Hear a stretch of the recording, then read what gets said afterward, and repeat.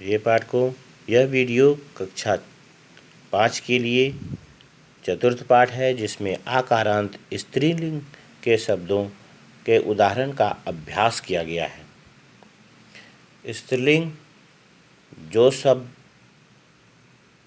स्त्री जाति का बोध कराते हों तथा जिनके अंत में आ की मात्रा लगी होती हो, उसे स्त्रीलिंग का शब्द कहते हैं। 99% आ की मात्रा लगे शब्द स्त्रीलिंग में ही माने जाते हैं। जैसे यहाँ देखें, बालिका, महिला, शिक्षिका, लता, चटका, मूसिका, वर्तिका, मक्षिका आदि शब्दों में आ की मात्रा लगी है। इन शब्दों के आगे के भागों को पहचानने का रूप है, जिसमें द्विवचन तथा बहुवचन के शब्दों में बालिका के बाद बालिके और बालिका, इसमें आ, ए, आह की मात्रा का प्रयोग किया गया है और बाकी सभी में इसी मात्रा का प्रयोग है। आ, ए, आह का हर एक में प्रयोग है। ध्यान देंगे, अर्थ को समझेंगे। बालिका मतलब एक लड़की, बालिके मतलब दो लड़की और बालिका मतलब बहुत सी लड़कियां। महिला मतलब एक औरत, महिले मतलब दो औरत और महिला मतलब बहुत सी औरतें। शिक्षिका मतलब एक अध्यापिका, शिक्षिके मतलब दो अध्यापिका और शिक्षिका मतलब बहुत सी अध्यापिका। लता एक लता, लते दो लता और लता बहुत सी लताएं। इसमें भी आ, ए, आह की मात्रा है। चटका, चटके, चटका, चटका मतलब एक चिड़िया, चटके मतलब दो चिड़िया और चटका मतलब बहुत सी चिड़िया। मूसिका, मूसिके, मूसिका, चूहिया को मूसिका कहते हैं। एक चूहिया, दो चूहिया और बहुत सी चूहिया। वर्तिका मतलब बतख होता है। एक बतख, वर्तिका, वर्तिके दो बतख और वर्तिका मतलब बहुत सी बतखें।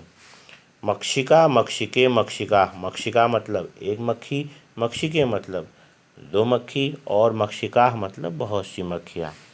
कलिका वह फूल जो खिलने के पूर्व में होता है, उसे कली कहते हैं, उसे कलिका कहा जाता है। कलिका, कलिके, कलिका, कलिका मतलब एक कली, कलिके मतलब दो कली और कलिका मतलब बहुत सी कलियाँ। इस प्रकार से अभ्यास करने के लिए शब्द दिए हुए हैं। कन्या, कन्या का अभ्यास हम कर सकते हैं। कन्या, कन्ये, कन्या। शाखा, शाखे, शाखा। कक्षा, कक्षे, कक्षा। घटिका, घटिके, घटिका। माला, माले, माला। वाटिका, वाटिके, वाटिका। पाठशाला, पाठशाले, पाठशाला। सरिता, सरिते, सरिता। वर्षा, वर्षे, वर्षा। नौका, नौके, नौका। अर्थों को चित्रों के आधार पर आप समझ सकते हैं। जहाँ संख्या में एक है, वहाँ संख्या में दो होगा और 3 हो तो उस अनुसार से उसे लिखेंगे और उन रूपों का अभ्यास करेंगे। इसके बाद सारे प्रश्नोत्तर हल किए हुए हैं। इसे हल मैंने पूर्व में ही हल करके भेज दिया है। इसके पश्चात पंचम पाठ में अकारांत नपुंसक लिंग के बारे में दिया गया है। अ से अंत होने वाले नपुंसक लिंग के शब्दों का जो रूप जो पुल्लिंग में ना आता हो और न ही स्त्रीलिंग में आता हो, वे तमाम शब्द प्रायः निर्जीव तथा बेजान वस्तु होते हैं, जिसे नपुंसक लिंग में रखा जाता है। इन शब्दों के अंत में एक वचन में अम की मात्रा लगाई जाती है। जितने भी शब्द हैं, जैसे फलम, पत्रम, पुष्पम, कमलम, इस प्रकार से शाकम, मोदकम, गृहम, भोजनम, औषधम, उद्यानम, वस्त्रम, उदनम, पुस्तकम, रूप्यकम, उपनेत्रम, नेत्रम और मुखम। इन शब्दों में मुख्य रूप से एक बात ध्यान देंगे कि इसमें बहुवचन में किसी किसी में नी लगा है, किसी किसी में णी लगा हुआ है। या ऐसा इसलिए होता है कि शब्द में आगे अगर री, र या मूर्धन्य स्व का प्रयोग किया गया होता है तो अंत में जहाँ पर आनी में नी लगना होता है, वहाँ पर ण का प्रयोग होता है और वह शब्द बदल के णी बन जाता है। यह नीचे नोट में लिखा हुआ है पेज नंबर 33 में। आइए देखते हैं उन शब्दों के अर्थों को जानेंगे।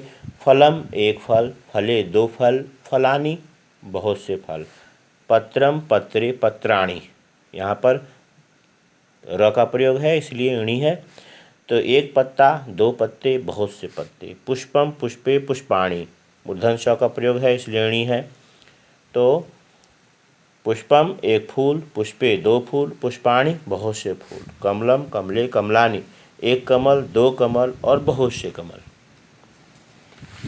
इसी प्रकार से शाकम शाके शाकानी, एक सब्जी दो सब्जी बहुत सी सब्जियाँ। मोदकम मोदके मोदकानी, एक लड्डू दो लड्डू बहुत से लड्डू। गृहम गृहे गृहाणी, री का प्रयोग है यहाँ पर भी होना है, तो इस प्रकार से एक घर दो घर और बहुत से घर। अभ्यास कर सकते हैं, अन्य शब्दों पर अभ्यास करेंगे। भोजनम भोजने भोजनानी, इसमें न लगेगा, रण नहीं। उद्यानम उद्याने उद्यानानी, औषधम औषधे औषधाणी, यहाँ पर ण का प्रयोग होगा क्योंकि मूर्धन्य ष है। वस्त्रम वस्त्रे वस्त्राणी, यहाँ पर भी ण का प्रयोग होगा। ओदनम ओदने ओदनानी, यहाँ पर न का प्रयोग होगा अंत में।